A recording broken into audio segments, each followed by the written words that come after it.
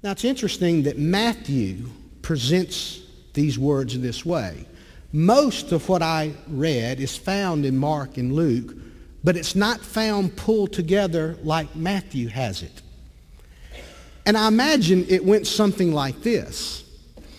Matthew had a copy of Mark in front of him when he wrote his gospel. Luke hadn't been written yet.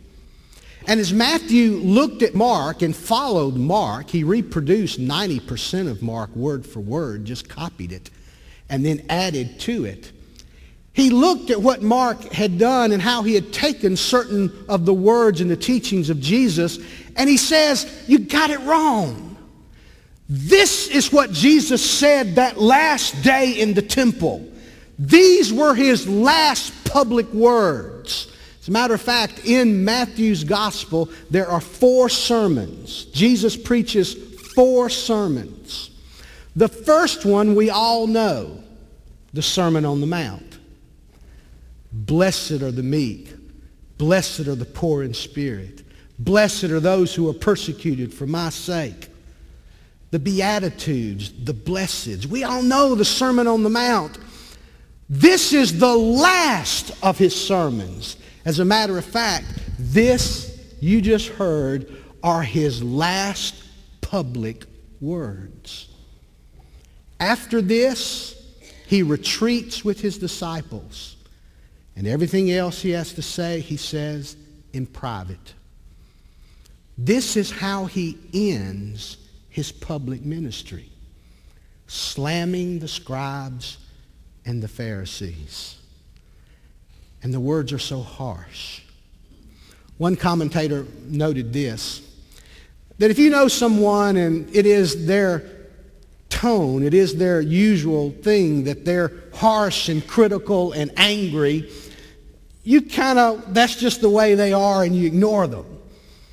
If someone that comes in and is all the time just bashing people and bashing things and really harsh and angry in tone, you just kind of ignore them. But someone like Jesus, who is usually positive and uplifting and usually giving a message of hope and reaching out to the downtrodden, the sick and the ill, and then he delivers a message with that kind of tone, it kind of gets your attention. It makes you ask, what's going on here? Now let me try to show you what's going on here. I included this in your notes. And I decided it was too much to try to give you any blanks to fill in. Leading up to chapter 23 is a battle. As a matter of fact, all 3 years of Jesus' ministry is a battle from the very beginning. He is struggling with the scribes and the Pharisees. They don't like him and they're trying to get him. And over and over again, he does things that continues to make them angry. But when we get to the last week of his life, what has been a series of verbal battles, of verbal exchanges that have taken place all around Galilee and Judea, now becomes real intense this last week of his life. The week begins, Jesus curses the fig tree. Again, a thing that seems so out of character. It's the only miracle recorded in the Gospels that's negative. It's the only destructive miracle. And he curses the fig tree. Immediately after that, the chief priests, they seek to get him. We're told they're out to destroy him. Then we discover that the fig tree is withered, the one that he cursed. And Matthew and Mark make no bones about it. This was a parable. This was an action meant to symbolize something. It was meant to symbolize the temple that was dead, promising fruit, but bearing no fruit. Jesus goes to the temple and he tells 2 parables against them. He tells the parable of the 2 sons and he tells the parable of the vineyard keepers. The owner plants a wonderful vineyard and he leaves some people in charge of it. He goes away and then he sends one of his servants to collect the rent. They kill him. They beat him up. And then he sends his son to collect the rent. And they kill him thinking with the son dead there's no heir and it's going to be all theirs. The owner then comes down upon them and destroys them. And then Jesus looks at the scribes and the Pharisees and says, "You're those vineyard keepers."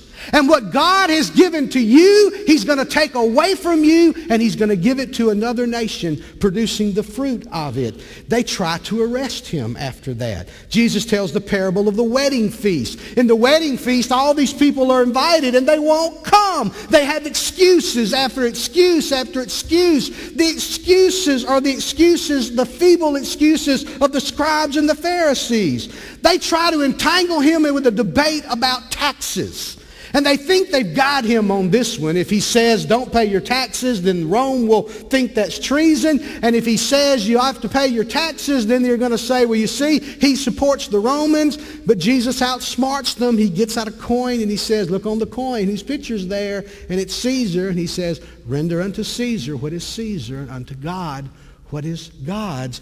The Sadducees try to debate him about resurrection. The Sadducees don't believe in the resurrection. Jesus outsmarts them. Then a lawyer seeks to debate him about the great commandment. Jesus outsmarts him. Then they want to debate him about the Messiah and the Messiah's origins. And Jesus presents a brilliant exposition of David and the promises to David and the fulfillment of the promises that are given to David. And then after all of that, Jesus starts his final sermon. And this sermon, he absolutely